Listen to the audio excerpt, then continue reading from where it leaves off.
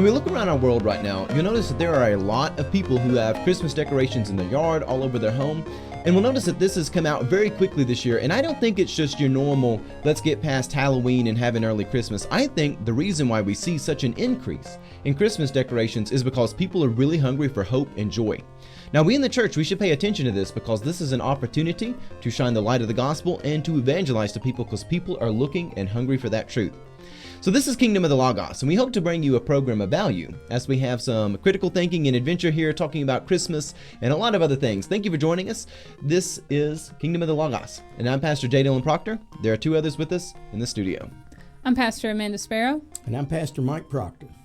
And it feels like it's been a while since we're here, and I've already referred to myself in the third person plural, so things are getting a little weird. Are y'all ready to bring somebody a program of value talking about Christmas? Oh, yes. Yes, indeed. Well, indeed, and it is the Kingdom of the Logos. That's of great value right there. It is. And Pastor Mike, would you open us up in prayer? Absolutely.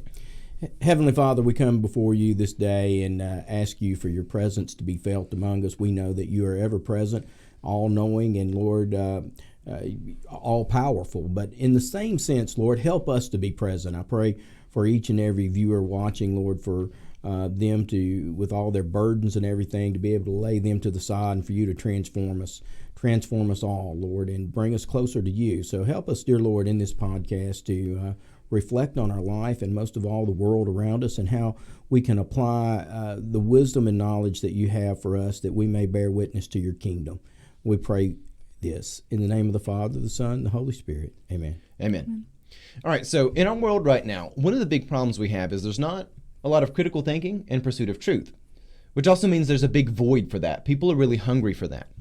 And I've noticed this year, and I think others have as well, that even before Thanksgiving, there were a lot of Christmas decorations out. And I don't mean just a few, I mean a lot. Yeah. And I think this is related to the fact that this year I've seen a bigger turnout around Halloween than I ever have in my adult life. I haven't seen this sort of turnout for Halloween since maybe when I was a little kid. And as we know, people have been doing trunk or treat and a lot of stuff. It kind of moved away from that. But this year, there really was a big turnout. And I think there's something more to this, that people are looking for those family-oriented things, which bring us joy, which bring us meaning. And I just wanted to see what y'all's thoughts were on that, because I want us to really focus on this, because this kind of shows us people are hungry for truth. Mm-hmm. That's one of the things that I've really taken away from this. And I'll let y'all jump into that. What do y'all think about so many decorations coming out so early? Yeah, I think, I guess stores and Walmart, places like that, Home Depot that sell it, I think they've kind of had that trend where Christmas stuff is out, but even before Halloween, that seems to be about the same this year. But I think people's response to it has been very different. I know a lot of people that have decorated, beginning, middle November for Christmas. And there's just something, this gravitation towards light and joy and happiness and they just were, I think before the church, especially pastors who like things very orderly and neat and liturgical, have been like, this is such a bad thing. You need to wait until Christmas to do this. And now they're just like, you know what? Like, we need some fun and light and joy and hope in this stuff. So, maybe it might be a season or two too early, but if it brings you some semblance of God's grace, like, cool. Just do it. I think one of the things that's happening here is people are hungry for upward aspirations, and Scripture is pretty clearly trying to pull us to look upwards towards heaven and aspire to do great things. Mm-hmm. This last Wednesday, I preached on Gabriel in Luke 1 and then on Isaiah in Isaiah chapter 6. And I preached from the perspective of Gabriel and also the perspective of Isaiah, being two creatures created by God, beings. I don't want to necessarily call Gabriel a person since he's an angel. But in both of those cases, you find someone coming to bring a message to people, though Isaiah doesn't really know what his message is going to be yet, but he's answering the call. You find people taking a message to a hostile world that should be really excited about this message, but they're really not. Like Zechariah, he should be really excited about hearing that he's going to have a son since he and his wife haven't been able to have children. He should be really excited about the peace that's coming to families, restoration in the world. He should be really excited about this, but he's not. And Gabriel comes to him and is basically like shaking him on the shoulders. He's like, you're wondering if this is going to be true or not. I'm Gabriel. I stand in the presence of God. I'm telling you these things that are going to be true. I'm on your side. What is wrong with you? Gabriel's trying to get Zechariah to look upwards towards the throne of heaven and be excited, to have joy in life. And so many times people get kind of complacent and things of that nature. And that's really where I think we've been in America for a while. But this year, there's been a shift where a lot of the veils have been taken away. A lot of the facades have collapsed. And people kind of see the real state of affairs. And they look at the world and they say, I want that truth. It's time to appreciate the family. It's time to appreciate Christmas.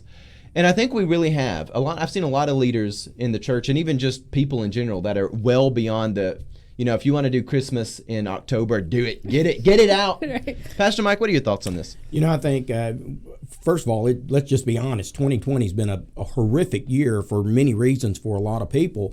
But as we look to this tremendous,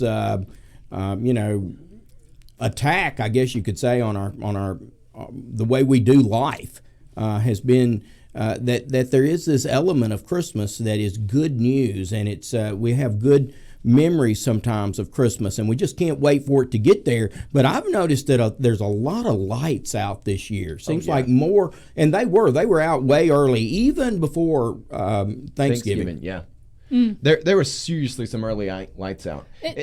I was just gonna say, I feel like this year has literally been darker. I know it gets darker because we have daylight saving, which is also a ridiculous thing. But anyways, and this, nights are getting longer, but it just feels like, and I think it's just because the emotional weight of this year, but it just feels like literally at 4:00 it's pitch black, and you're just like, you know what? Yeah. Well, I've noticed a lot of people that's been in the hospital or whatever, regardless of what they've had, they don't have visits from the family because that's limited. And, Christmas is about family gathering together. And I think, this whole lights and everything and decorating is like we're ready for family to come back. We're ready for, God ordained the family, brought family about. It's, one of the core things of human creation. And since it is gone there, talking about families not being able to visit their loved ones in the hospital, I will take full responsibility for the statement coming out of my mouth. That is evil. Evil. I'll say it from the figurative pulpit over here. That is evil. That is from below, not from above. But to contrast that, a lot of people, we kind of want to apologize for this year and be like, oh, I know it's so bad that this year's been. This has actually been... And praise be to God, I've got to give credit to God where it's due. This has probably been the best year for Jolton Church of the Nazarene since I've been here. It has been a great year. We've really found our footings. And I know I myself am a lot better man and a lot better pastor when I have a clear and present sort of conflict to deal with. And this year has really provided that in my leadership at the church. And I've been able to navigate through that. And it's actually been pretty good. But to kind of something you talked about, Dad, about how even before the Thanksgiving time, there were a lot of Christmas lights out. I noticed there's been a difference in the format of Christmas lights. I have seen a lot of Christmas lights that actually spell out the words Merry Christmas. And I've seen a lot more nativity scenes than I think I normally do. I don't know if y'all have noticed that. Maybe it's just me. Or maybe I'm just looking for it. I don't know. But it seems like I've seen a lot of that out. And even if you go up and down the street right here where this church building's at, there's a whole horde of them. There's a massive amount of nativity sets. I noticed that on the way here today. And, you was talking about how early they were coming out. I actually saw 2 houses with Christmas lights up before Halloween. I mean, that's way before Thanksgiving, obviously. But, I mean, again, I think people, if as much as you said 2020 has brought some negativity and a lot of evil has showed its face, at the same time, there is a godly presence about Christmas and celebrating the coming of the Christ child that we're seeing those nativities, we're seeing those lights, we're seeing people embracing family and the Christmas season. They're excited for it. Yeah. Let me ask you this. Have y'all seen stores ransacked of Christmas decorations and stuff? Have y'all seen any of that? Or do y'all even do much shopping out? I try to avoid shopping out to the best of my ability. I was trying to think real quick. I know Walmart and Home Depot seem to do pretty well in keeping their stuff in stock, but Dollar Tree, the little Dollar Tree that's right near my house, they have seemed to just be empty of everything. They were empty of all their Halloween decorations. They were empty of all their Thanksgiving decorations. Yeah. And even now their Christmas decorations. I mean, they keep getting new stuff to replenish it, but it just seems as soon as they get it out, there's just people wanting it and grabbing it and eating it. So it has been very interesting this year. and I guess very anecdotal evidence we're talking about here, but just seeing that desire for needing something, anything that is happy and colorful and bright. And again, over 3 seasons, like Halloween, Thanksgiving, and Christmas, just this desire for something that's not drab. Yeah. And to that point, you were talking earlier about how it feels physically darker this year. This Wednesday night, I had someone in the church say, we always wonder about spiritual warfare, but this year it feels real. And she kind of testified how a lot of things that she views in the world has changed completely this year. And kind of going back to the stores, going back to Halloween, a lot of times you can buy like a surplus of Halloween candy and stuff the day after.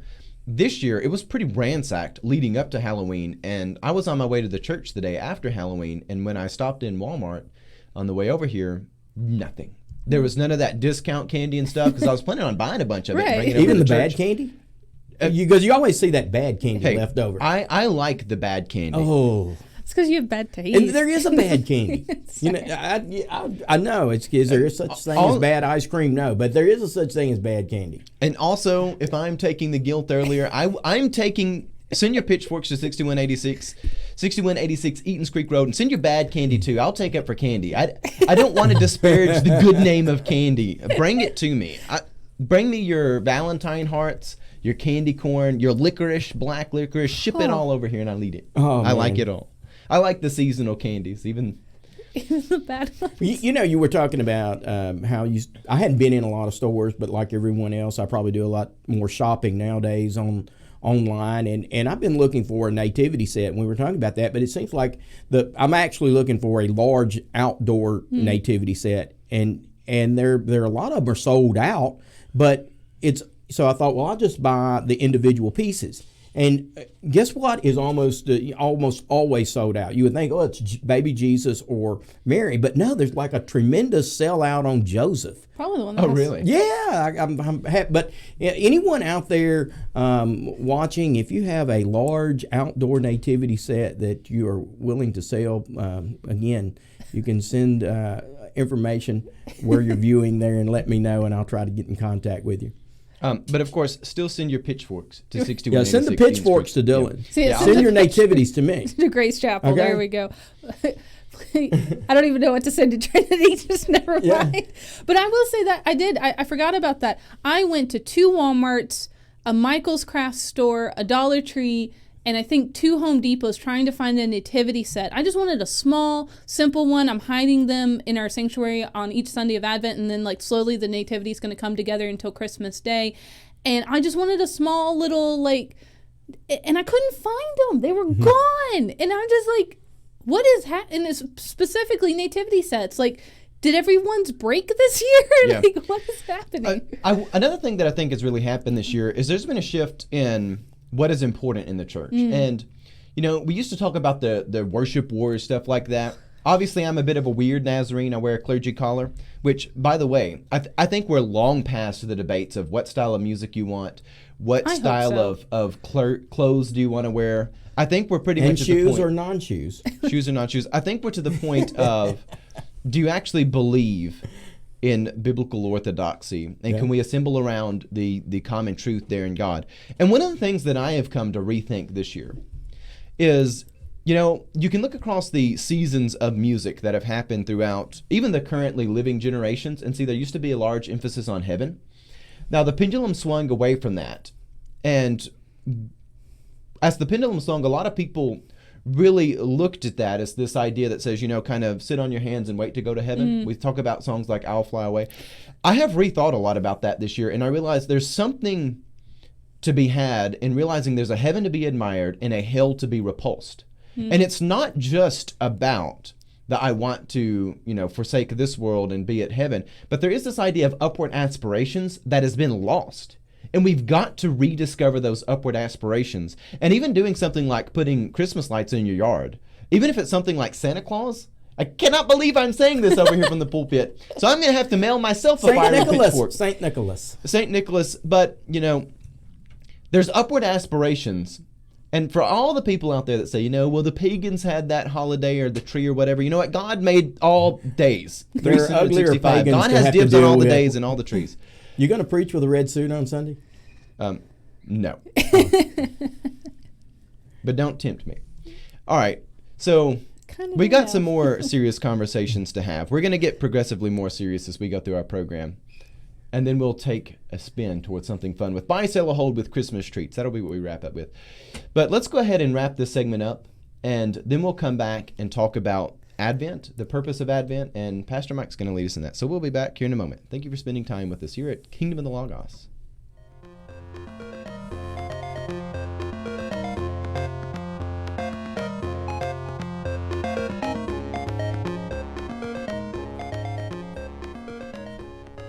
Okay, we're back. Advent is that season that is right before Christmas. And the question has been asked of me, why is the Advent season so important to us today?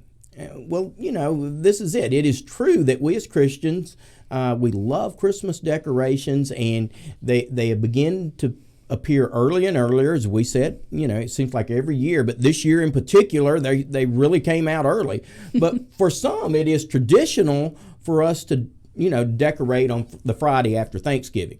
But we now see those Christmas decorations going up before Thanksgiving, and in some stores we even see the Christmas decorations coming out before Halloween, and the shelves being ransacked and everything this year. But there is a bleed over from the Christian calendar into the secular calendar, and reverse as well, from the secular into the Christian calendar. But one thing's important to notice here, that Christmas in the secular calendar is kind of the end of the year, but for us as Christians, it's the beginning. It's something new, and I think that's very important as we see this Advent season. And so we ask, what is this Advent season all about? So today we're going to take a look into this season of Advent and discuss the tremendous importance it has for us today, and especially this year. So, Advent, what is it? Is it more than a countdown to a chocolate treat? In a cardboard box, Dylan? Yeah, coming to the question of that, a lot of people, when we hear the word Advent, we think about those Advent calendars. I know my earliest memory of the word Advent, and probably what I thought about that word for the first 15, 20 years of my life. There was a really nice couple that were about the age of my grandparents, the Kleins, who lived down the street from us. And every year they would get me and my brother an Advent calendar. And it was so exciting. You would go down there. They had a dog that was super well trained. And Shotzi Little Britches couldn't come into the living room. And we always had fun with that. They would give us the Advent calendars. And that's really what I thought of with that word. I had it associated with people and that chocolate calendar, which was always a delicious treat, by the way. Yeah. But obviously there's got to be something more to that. We can look at the word Advent itself, and we can tell it's similar to the word adventure. And in fact, both of them share that same etymological root. And understanding the concept of adventure is actually a good place to start. Because when we look at God, God was willing to come down from heaven and really walk with us here on this earth. In Advent, it is this word which means the coming or arrival. And as much as our world right now, as Christians, we are called to reflect God. We're called to reflect Christ. Advent is the beginning of the Christian calendar, and our whole calendar is structured to reflect the life of Christ as well. And like I referenced in the last segment, I know there will be people who come along and say, oh, well, Jesus, you probably wasn't really born on December 25th. Well, you know what? God made the heavens and the earth, and he appointed the day cycle, so he has dibs on it anyway. And the Christmas trees as well. And the Christmas trees as well, that's right. If he speaks the trees into existence, I bet he can use one for a holiday if he wants to celebrate the birth of Christ, the advent of Christ. So it is a season for preparation. And it's preparation for the Christmas season. And that's interesting because a lot of times we think the Christmas season and Advent season are the same, but they're actually a little bit different. Advent comes first and then Christmas. But it is a great time to celebrate the birth of the Christ child. Now I'll hand things over to Pastor Amanda. Yeah, well, I was thinking also just a little bit of tangent going off script.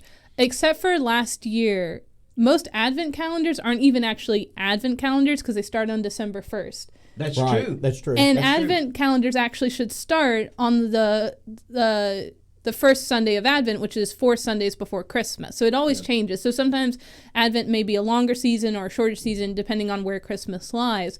But last year, it just worked for everyone who really likes things to be just so, like me.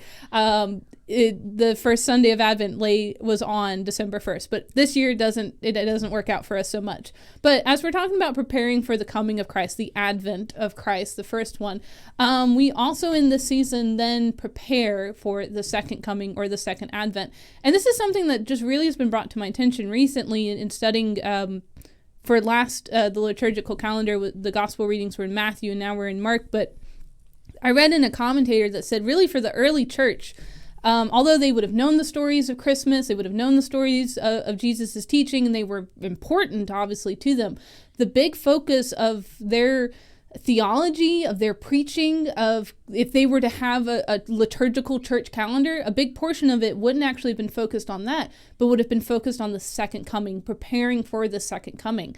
And I've never really thought about it like that, but it is fascinating as we talk about why is the season of preparation for Christ's coming important now in 2020. Like we're 2,000 years removed from the baby in the manger. It is because as we are preparing in hearing the stories and preparing our homes with decorations for the coming of Christ, we are to do that to prepare our lives for the coming, for his second coming. And to go on Dylan's point as well about kind of the end times, the eschaton, it's not an excuse to just kind of wait and bide our time. It really is. We get to live as if that kingdom is here in its fullness right now. Amen. So that is the season of Advent, that preparation, that practice of anticipating the coming of Christ. Yeah. Amen.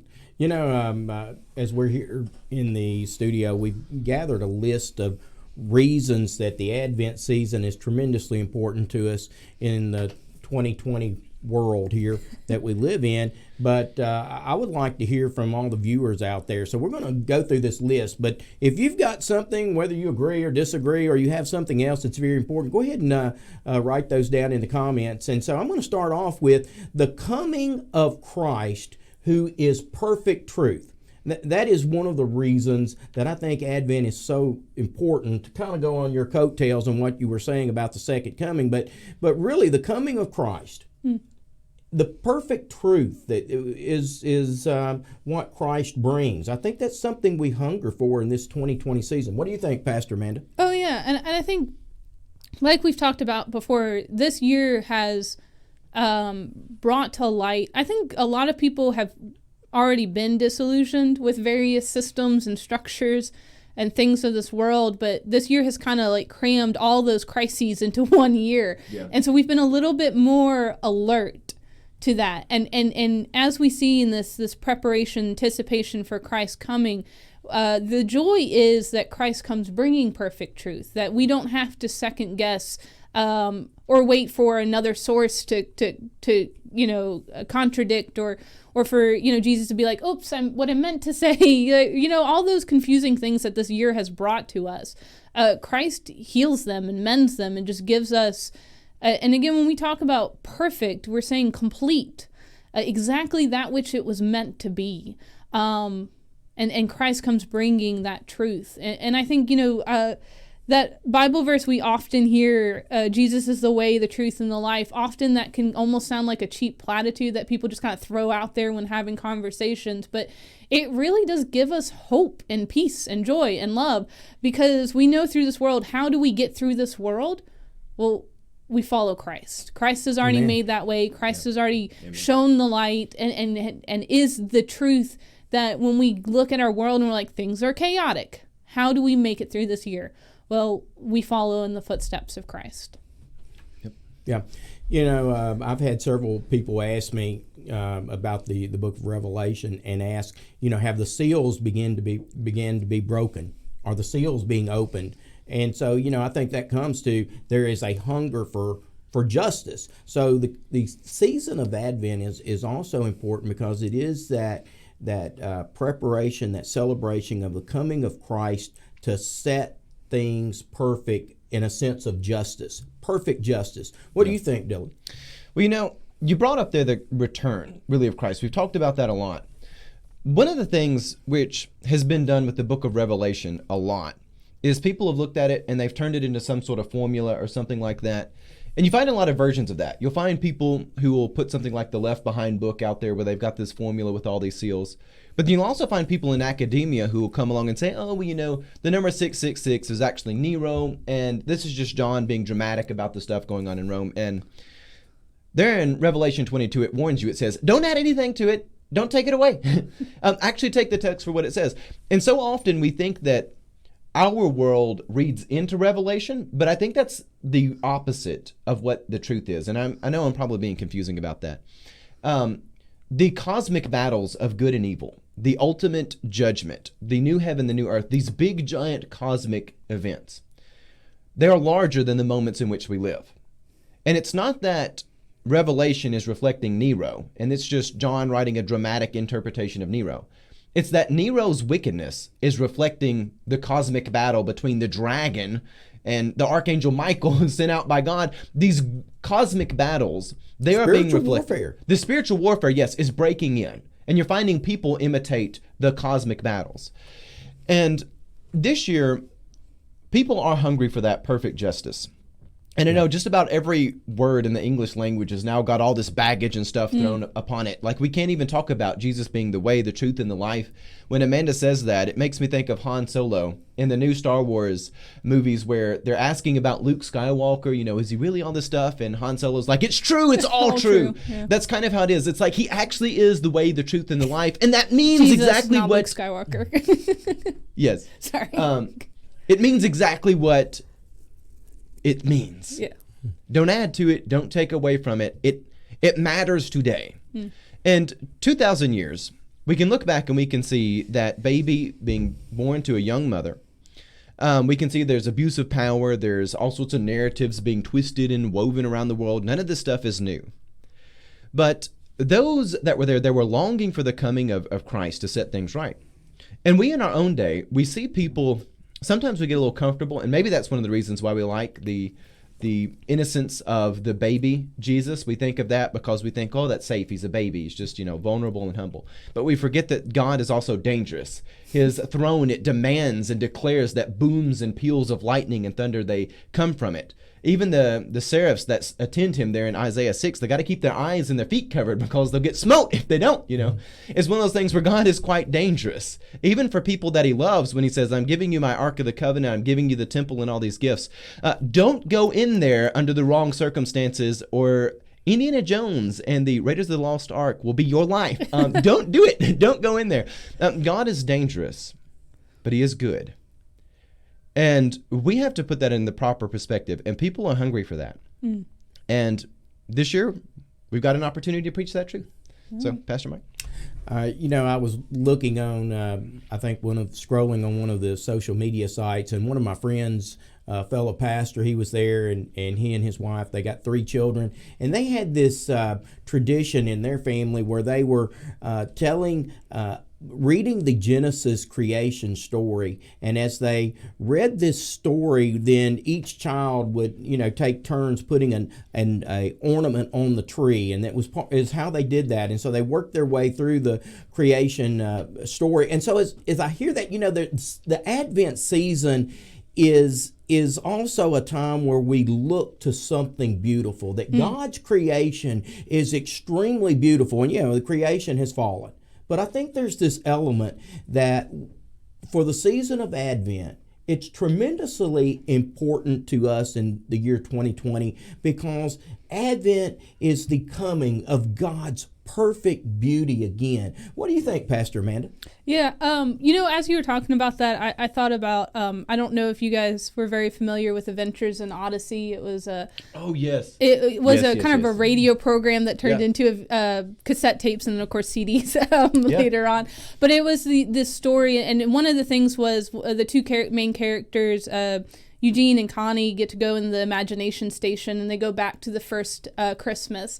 And Connie is all dressed up in her costume to be Mary in the local nativity play. And she's got her makeup on, and she's all really prettied up. And Mr. Whitaker looks at her and is trying to explain to her, like, the first Christmas was not as shiny and maybe glitzy as we like to imagine it, right? It was a baby born in a manger, in a dark and stinky manger, and it was childbirth, which is not a pretty thing at all. There's very gross things that happened in that process. Maybe a few screams. Yes. And so, even from baby Jesus. Exactly. So it might not have been the silent night we all like to pretend it was to be, or we would imagine it to be.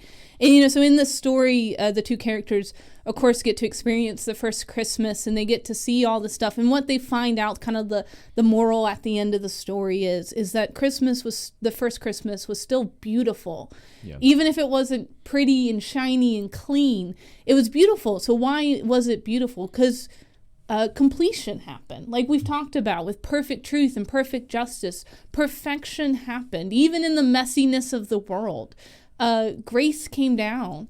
And so what we find in this anticipation for the coming of Christ, what we find in the adventure of Advent, is this reclaiming of beauty, that there can be wholeness and health and healing, even in the midst of some pretty dark and gloomy and dingy days. Yeah, absolutely. Well, I think also there's this whole sense that as much as we see the nativities come and people returning, I hope there's a great revival breaking out. I feel the presence of God in the midst of all the ugly and the beauty of God and the presence of God in our life. There is this understanding that Advent is also about anticipating the great adventure of God's perfect love, that it's coming, and it's not only transforming, but it's going to be here one day. What do you think, Pastor Dylan? We talk about God's perfect love, and I want to frame that by going to perfect judgment. Judgment, yes, indeed, where some will be given life eternal and others will be ended in final calamity. Mm-hmm. You think about the day of judgment, the hour of judgment. A lot of people, we imagine this and we say, we hope that somehow by just the seat of my pants I'll be found worthy and cleansed by the blood of the Lamb. But in truth, we forget that God is actually on your side. God wants you to be spared on that day. Yeah. Like God wants you to be spared enough on that day that he left the realms of heaven, he took on flesh, and he bled and died to lead us to salvation. The child that was there born, he was being sought by evil to be destroyed. The cross was awaiting him. All of these things which sound so horrifying. And then it also reminds us that the noble things that actually bring you beauty in life, they come at a cost. And even for the heavens and earth to exist there in Genesis, God has to eradicate the void. I know earlier I touched on the idea that God is dangerous. He's not safe, but he's good. When you actually look at the true noble things that bring beauty, they bring justice, they bring love, there's a huge risk involved in that. You look at the empty tomb. You look at God actually dying. You want to talk about something that brings a risk. I know we like our different shows, things like Doctor Who. You watch it and like the doctor dies and regenerates. Jesus was actually fully God, fully man. He was willing to die. Let's test that. Will he really resurrect? I mean, you think about this stuff on that cosmic scale. This perfect love does something which is dangerous. And we are called to repent. We do our work on our end. We're to forgive as God has forgiven. We're to love and seek others. We snatch people from the jaws of hell. We don't help them advance sin, but we reflect God. We say, I can't stand you doing that wicked deed over there, but I'm going to love you enough that I want you to stop doing that. We got to be a little bit like Gabriel, who comes down there to Zechariah to tell him probably the best message. If you're a priest who doesn't have children and an angel shows up to you, first of all, that should be exciting. An angel of God came to me, be excited. But then beyond that, the angel's telling you, you're going to have a child and all of these big problems in the world are going to be sorted out by the help of your child. Your child's going to contribute to this. You ought to be pretty happy. You would think. You would think. But Gabriel deals with a Zechariah who's ornery and resentful towards that. Like he doesn't receive this message well. And I love in that text, Gabriel just responds to him. And it's like you can hear the tone of his voice. He says, I am Gabriel. I stand in the presence of God. Like you can just hear him saying, what is wrong with you? Do you think I would have come down from heaven if this was not true? Like you can just hear him grabbing Zechariah by the shoulders and shaking him saying, what are you doing? Why are you... For us as the Protestant church, we seem to somewhat be away from the angels until Christmas comes. Oh, yeah. And you know that I think for me the whole embrace. I mean, angels are real. I mean, they're scriptural. Yeah. But where we don't hardly talk about it much until Christmas and Advent season gets here, and then man, we're full blown and excited like. Well, you know, you got to think. We always wonder, like, why don't angels come? Well, sometimes angels come to people and tell them exactly what they want to hear, and people are like, no, I think not. I think I'm just gonna ignore that. I don't know if Amanda wants to respond to all No, this. I just like when you were emphasizing how Gabriel talked, like you got louder and slower, and I think we do that. It's like when we try to communicate something and it's not getting in people's head, we think, okay, if I just get louder and slower, they will understand the words coming out of my mouth. And I feel like God spends 99% of God's time just going like this, because I like God just has to be thinking, the Father has to be thinking, I sent you my Son, the perfect and complete revelation of God's love, walked amongst you and told you exactly what does, the Lord your God require of you. Love God with all your heart, mind, soul, and strength, and to love others as yourself. It's that simple. Yeah, it really is. But it is louder and slower. He's going to live a life, have a ministry, and live it before you, and it's going to be louder and slower. 33 now. Yeah, 33 years of this, and y'all can't even. Yeah, and and this Wednesday night I preached that with Gabriel, and then also Isaiah 6, where you see God in this powerful image in heaven. You see him in his throne, and it's that dramatic scene. It's so powerful that this temple made out of stone and like indestructible materials is shaking whenever words are spoken. And God's looking down at the earth like, who am I going to send? These people need to hear a word. They're doing wicked stuff. Uzziah's died. You've got some other stuff looming that's on the doorstep. And God's like, I got to give them this pretty serious message. But he doesn't give them that serious message because he wants their destruction, because he actually wants them to repent and come back to him. And he looks around and is like, who am I going to send? Like, we've got to do something here. And God is actually on your side. He doesn't want you to be destroyed on the day of judgment.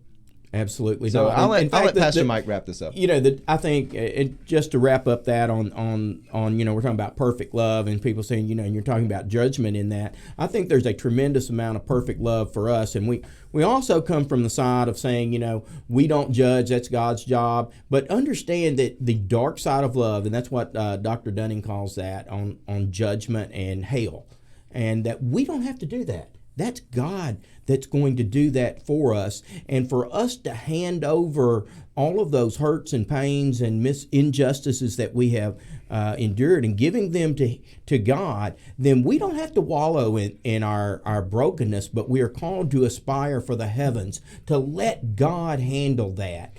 And that is really something that is not only beautiful, but it's perfect justice, and most of all, it's perfect love. He takes that burden for us to try to seek vengeance. And if any of you guys have ever seen someone who's seeking vengeance, they're miserable. Yep. They are truly miserable. But those who can forgive and turn it over to God and trust God to be the one who takes care of those things, man, it is. It's perfect love for creation.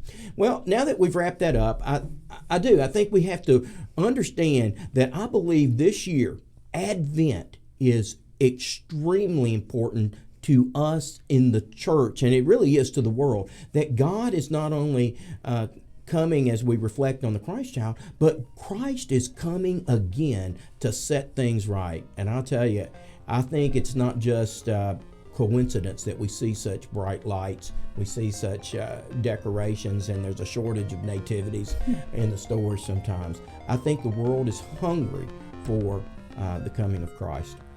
Indeed, and we'll be back to have a fun game of buy, sell, or hold here in a second.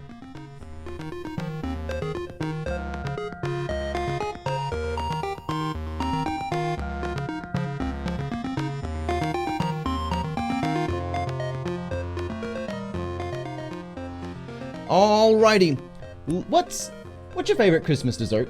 Let's just think about that for a second. We're going to play a little game called Buy, Sell, or Hold, where we try to sort out what the best Christmas dessert really is. Now, you get to be a part of this game too.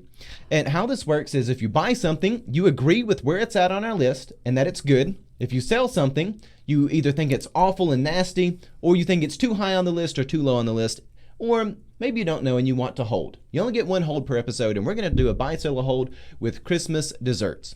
Now, I do want to open up with a little Bible study from Matthew 12:37 that says, by your words you'll be justified, by your words you'll be condemned. So be careful what you're too hard on and what you're too nice with. I'll just let Amanda's face respond to that. Oh, I don't know where that wording's going. I'm quite terrified. Alrighty. Repercussions for desserts we don't I feel like the comment box is going to be really full this time. All right. Good. Well, let's get into it, shall we?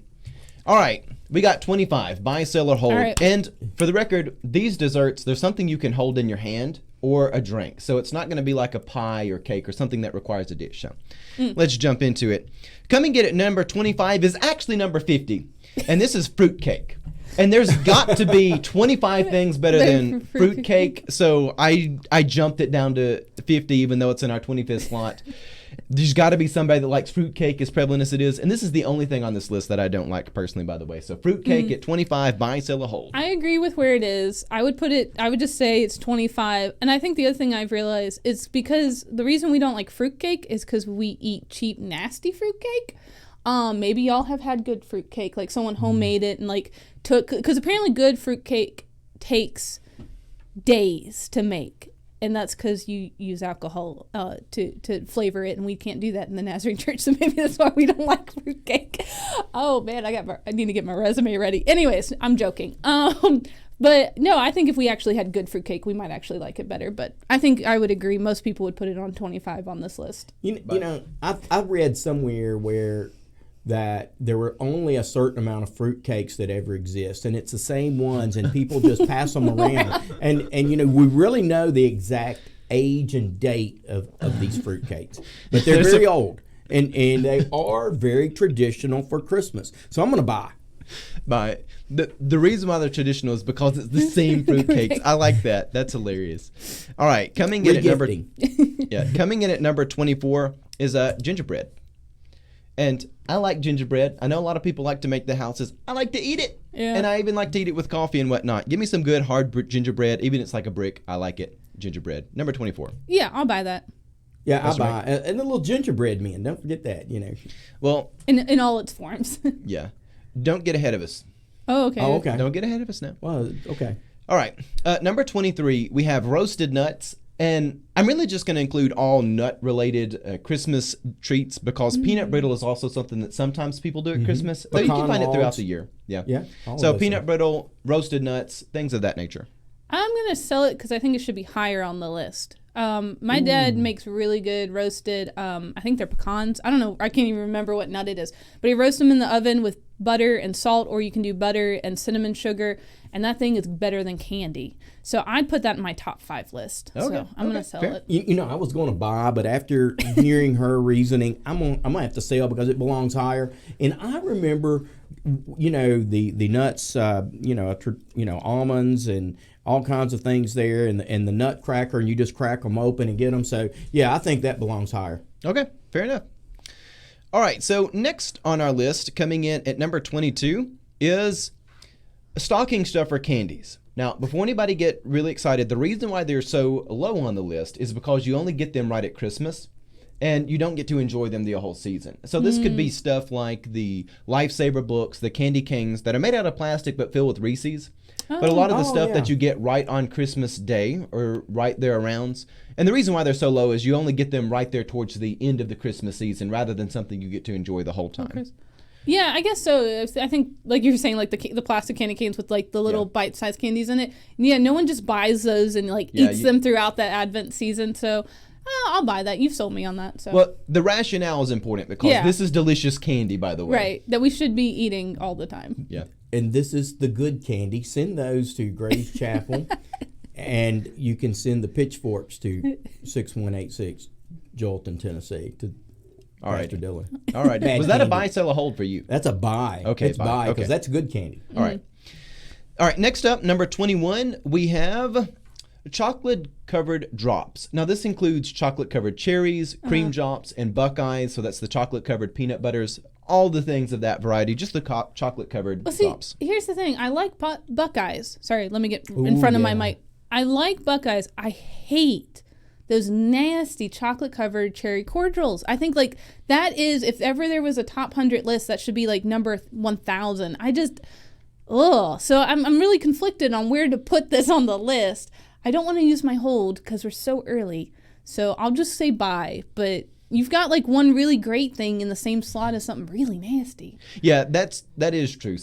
People do have their preference on this. Again, I'm fine with it all. But Pastor Mike, well, I'm the oldest one here in the room, but the cream drops and are notorious in as my childhood and going back, and even my wife's grandfather always had them, and they had a derogatory name associated with them at one time. But no, man, the cream drops, they come every Christmas, and I, whether you like them or not, you just gotta taste them. You gotta eat them. Yeah, you gotta eat one. So is that a buy or two, or it's a buy? All right. Next up we have. And mind the wording of this specifically, flavored candy canes. So these are things like the Swedish Fish candy canes. You've got a lot of things other than just your standard peppermint candy cane, but the flavored candy canes coming in next. Yeah, I'll buy that. What are we at, like 20? We're at 20. Yeah, yes. I'll buy it. Mike? Yeah, I'll buy it too. I mean, that's a specialty candy that, it is available this day and age year round, I think. But, just finding it at Christmas makes it special, especially in the packaging. Yeah. The packaging makes it nice too. You don't eat the packaging, but I mean, people, deer hunters, you can't eat the antlers either, but it still makes it nice. So yeah. I'll go with that. I'll buy. Okay. Next up, what we've got here are the Reese's Trees, and that number 19. And now the reason why these are so low, because I know people will get all worked up over Reese's, which they do taste different than a normal Reese's, because the ratio is different of chocolate to peanut butter. But you can also get the Reese's eggs at Easter, and they're essentially the same. The trees and the eggs are very similar. They're more similar than one another than they are to a Reese's cup. And because this isn't something you can only get at Christmas, that's why it's so low. I get your logic. I want to agree with it, but I still think the Christmas tree should be higher. Because even though, yes, but like you can have from Halloween with the Reese's pumpkin till Easter with the Reese's egg, there is almost like non-ordinary time Reese's shape, and it is so special, and I feel like it needs to be higher on the list, so I'm going to sell. Okay. Pastor Mike? I'm going to buy for one reason. And I love Reese's. That's my number one candy. But this time of year, they have those little Milky Way reindeer. I don't know if you've ever had them. They're Milky Ways, but they're in the shape of reindeer. And they don't taste like a regular Milky Way, but they are delicious. And so I'm going to. I really think the Reese's should be higher, but because of the Milky Way reindeer, I will leave the Reese's there where they're at. All right, so you'll buy. All right, so next up on our list, number 18, we have macaroons. Oh, yeah. I like them. They need to be cheaper. That is a pricey cookie. Yeah. And also macaroons apparently are also a favored dessert. Oh, no, during Passover. Sorry, wrong season. But which also, depending on what you read about Passover tells you which macaroons, because there's like coconut macaroons, there's the sandwich macaroons. And each tradition that I've read about has a different macaroon that is the supposed. Anyways, I think they should be cheaper and more available year round. So I agree with where it is on this list. Right, but they're special. And even with the price so high, I'm going to buy. You'll buy? Yeah. All right. So let's go on to the next one. Number 17, cream puffs. I'm going to sell. It should be lower on the list. I feel like cream puffs are kind of like the discount fancy dessert that you can buy like 100 of them in the freezer section of Sam's. So they're not very special to me. Okay. So we'll sell. Pastor Mike. I don't know if I associate them with Christmas as much as I should, but I have to buy on cream puff. You cannot say if they just taste too good. I'll buy on that. All right. Just on taste alone. On taste alone. Yeah. Oh my gosh, that sounds like by grace alone. Oh my gosh. All right, we got to stop. We got to stop before we get taste smoked. Alone, salvation alone, Christ alone. So next up, we have number 16, the Russell Stover variety boxes. And we'll put all variety chocolate boxes in that category too, even if it's a different brand. So the variety boxes that people get this time a year. Yeah, I'm going to sell that because I feel like that should be like, if we're doing a top 25, that should have been like number 24. Okay. I don't like them. I think I'll buy. You'll buy? Yeah, I don't know. Again, life is a box of chocolates. You never know what you're going to get. Yeah. But I think there's something of an adventure when you go through there. There and is. that goes with the theme of Advent. So I'm going to buy. You Yeah, never know what you're going to get. And Never I know. buy it too. I really like them. All right, coming up at number 15, Christmas popcorn. And this includes all forms of Christmas popcorn, whether it be something that someone has made to go on a tree, whether it be the tins that come with the 3 varieties, or the popcorns that people make where they put M&Ms and different things in there. So there's a lot of different ways that people do special popcorn at Christmas. And this one comes in at number 15. Oh yeah, I'll buy it. I actually found a new kind of popcorn. It was blue cotton candy flavored popcorn, and it was surprisingly delicious. So I will buy it at number 15. Mike, sounds like an ad. Surprisingly delicious. Delicious. I will buy. I like to take the ones out of the tin, just mix them all up. Yeah, I don't like that. I know it aggravates some people, but there's a few of us that really like that. I like to keep my caramel with the caramel, the cheddar with the cheddar, and the butter with the butter. Yeah, I do too. Now, I like to eat all of them. Yes. I'm very happy to eat them all at the But same I don't time. want to reach for a caramel and get a cheddar. Like, Yeah, it's very yeah. disturbing. It's an adventure. Mix them all up. Yeah, I don't one like out. them mixed. Okay. So we're on number 14 now, and this is peppermint ice cream, which if this were just me, this would be number 1. I crave the peppermint ice cream. I will go wild over the peppermint ice cream. Every year Dairy Queen has the peppermint blizzards. I love it. But number 14, peppermint ice cream. I think most people like that, so I'm going to buy it. But just personally, I like mint flavor things, but more like the green mint or the creme de menthe. I really don't like peppermint flavored things. So, like, I understand other people's appreciation for it, so I'll buy it. But, like, personally, ugh. Pastor Mike. I'm going to buy it for the same reason I can't sell cream puffs. I can't sell ice cream. And I'm not sure I've had peppermint ice cream. But I'm going to buy How it. have you not had peppermint ice I cream? don't know. I don't think We I have. haven't been to Dairy Queen in, like, 9 months. Yeah. Yeah. We'll have to go sometime. Yeah, it's good stuff. All right. Number 13 is Christmas fudge. And this could be any variety of Christmas fudge, but just Christmas fudge in general. You asked me earlier in preparation if I thought of Christmas treats, and I can't believe I forgot about Christmas fudge. This needs to be in, like, again, the top 5. So I'm going to sell it because of its placement, because my dad's chocolate fudge, he doesn't do that I don't like chewy fudge. He makes that hard, melt in your mouth chocolate fudge. Like, yeah, I that's would, good. yes. Oh. Like, you would kill people I'm over this hungry. fudge. I know. I want some so bad. And I can't believe I forgot Pastor about Sherman. it. Yeah. Send some chocolate Hurry. fudge. So if you're listening, please. Overnight it. Yeah, so this needs to be higher on the list, so I'm going to sell it. All right, Pastor Mike. I'll buy. You'll buy. Yeah, fudge can get really rich. It is delicious, but you can only eat so much of it before it puts you in like a coma. But that's why you have like a big batch and you just slowly eat one throughout the Advent season and through the Christmas Yeah, season that's and true. maybe a little into Epiphany. I also like fudge to be crunchy. Some people don't like that. I like it dry like that. Yeah, I don't like chewy fudge. No. Yeah. All right, so on number 12, we have truffles. And this can, in all the variety assortments we have there, so truffles at number 12. Chocolate truffles, right? Yes. Yeah. I never thought of chocolate truffles being a uniquely Christmas thing, but I'll buy it. Bonbons? Bonbons? Bonbons are a kind of truffle. Yeah, I Yeah, think so. Yeah. So is that a buy for both of you? Oh, yeah. Yeah. I buy Okay. too. Yeah. I'll buy two. I used to be hold the world record on the amount of truffle eating. And I don't know if I still hold that record or not. I may have to We'll get have to back try on that it. out, yeah. I've been lax in keeping that record.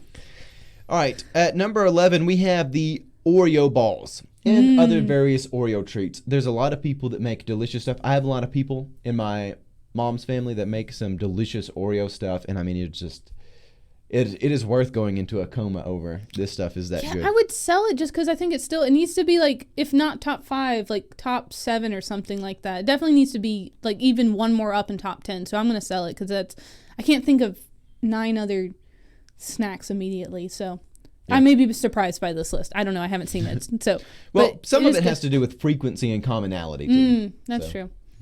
But I still think it should be higher. That's fair. That's fair. I'll buy. I'm okay with where it's at. Yeah. All right, number 10, we have Rice Krispie treats. So a lot of people do creative stuff with Rice Krispie treats around the holidays. And sometimes it's not actually with Rice Krispie cereal. It could be other cereal, but just that general cereal treat. Yeah, I'll buy it. Oh, wow. My daughter-in-law made some of those Cinnamon Toast Crunch treats. Oh man, they're so delicious. Bye. Bye. All right. And for our first drink on the list, we've got eggnog at number 9. Yeah, I'll buy it. I like eggnog. I don't care for eggnog, but I'll buy that. Yeah, it belongs there. Oh, eggnog ice cream. Cookout has an eggnog milkshake that we can now purchase because it's December. Yeah, we need to go to Cookout. I have seen people go wild over their Cookout eggnog milkshake. I'm not a big eggnog fan, but I do think it deserves to be on the list, so I would buy it there too.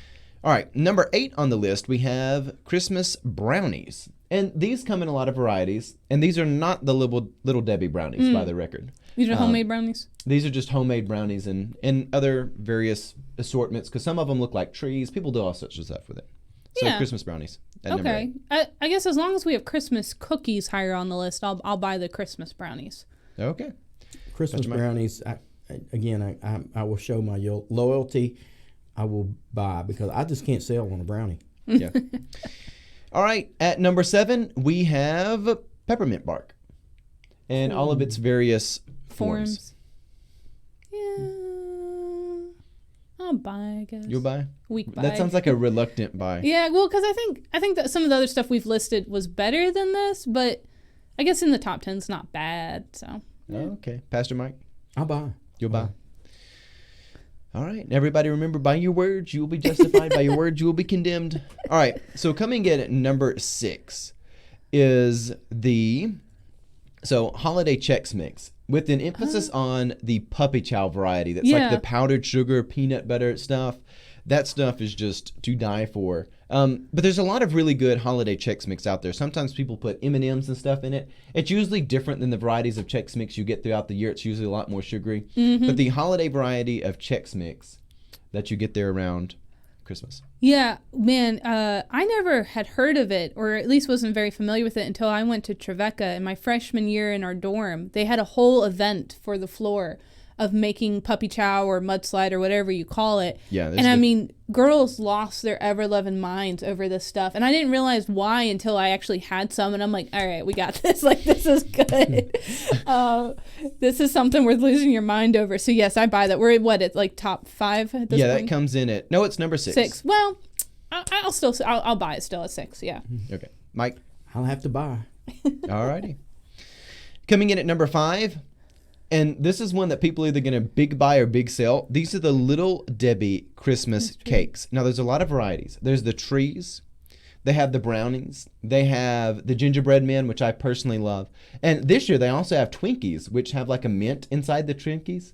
And my grandmother, she brought me some of these Sunday to church and stuck them on the pulpit. They are, they deserve being in the top 5. They are delicious. They're holy Twinkies. But Are these holy Twinkies? People go out of their mind for the Little Debbie stuff. So, Little Debbie Christmas stuff. I'll buy it. And also, like, just a word of advice. I think the zebra cakes, which are kind of the non-seasonal version of the Christmas trees, are best frozen. So if you've never tried a frozen Little Debbie zebra cake or a frozen Little Debbie Christmas tree, do it. So I'll buy it. I will take you up on that. Yeah, I'll buy. You'll buy? We'll not sell on Little Debbie. No, never. All right. Number 4, this one's kind of simple but delicious. Chocolate pretzels. So people come out with this, and sometimes they have the pretzel sauce, or the chocolate sauce or chocolate dip, and you dip the pretzels down in it. Sometimes they're already pre-made, but they are so good, and you see a lot of them this year. So chocolate pretzels. Yeah. I do want to kind of sell it. They are really delicious, but again, I think we've listed some other things that are even better. So I would say still in the top 10, but just not number 3, 4. We're at 4. 4, just not number 4. So I'm going to sell. Okay. Yeah, I agree with Pastor Amanda, but I'm still going to buy because there's something about that chocolate and that salt and that crunch that's just really good. I agree. I'm not sure they're quite as high as they should be because there's some really good things on there, but I'm still going to buy because I think that's really good. All right. Well, coming up at number 3, we're in our top 3 now. And these are things which are just classics throughout time. Number 3 is candy canes, just in their true form. Purest form. And I will say, although I said I don't like peppermint, candy canes and like actual peppermints are I really enjoy. I just don't like peppermint flavored things that aren't actually peppermint things. So I like candy canes. I like those little mints that dissolve in your mouth. Like, these are good things. Growing up, we had them hanging on our Christmas tree, had hundreds of them. So like as kids came by our house or even just us, we could eat them throughout the Christmas season off the tree. So really great. So yeah, I'll buy. All right. And Pastor Mike? I'll buy. All the stories and the shepherd staff and everything, the J for Jesus, however you want to do it, the colors, the red and the white, the blood of Jesus, purity, and all those things that are tied with that, I'll buy. Yeah. And they taste wonderful. I could just sit over here and eat candy canes nonstop. I like the flavored candy canes. So, ship me your Swedish one fish. in hot chocolate. But, Ooh. Which, yeah. That being said, do either of y'all want to guess what number 1 or 2 are? We haven't said hot chocolate yet, have we? But we haven't said like hot apple cider either. So either one of those could be on the list. Or wassail. But I'm going to say hot chocolate's got to be in the top 2. Yeah. Yeah. I'm trying to think what the other one would be though. Well, we'll see. We'll see if y'all like it. All right. Coming in at number 2 is Christmas cookies. And this is all varieties. So some people put the peppermints in the cookies. Some people really like the sugar cookies that have like the reindeer snowmen in there. Mm-hmm. A lot of stuff that you get, all Christmas cookies in their full variety. Christmas cookies in number 2. Yes, always number 2. Our specific Christmas cookies we liked a lot were the no-bake cookies, which we would only make around Christmas time. So yes, any Christmas cookie, number 2, definitely. Yeah. Mike? I'll have to buy simply because I don't want to turn my back on Santa Claus, who says, yes, that is a big buy. Big buy.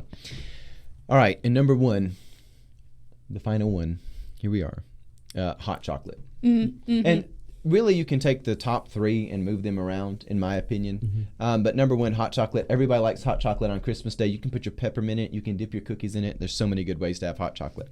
Yes. Also, Dairy Queen has a really great hot cocoa blizzard. So I'm hoping after we've said like Dairy Queen and cookouts, somebody might, send us some coupons with their pitches and or pitchforks and torches. Sorry, I don't know. If you want to send a Dairy Queen gift card in the midst of that, awesome. No, I'm joking, but not. But yes, I buy this.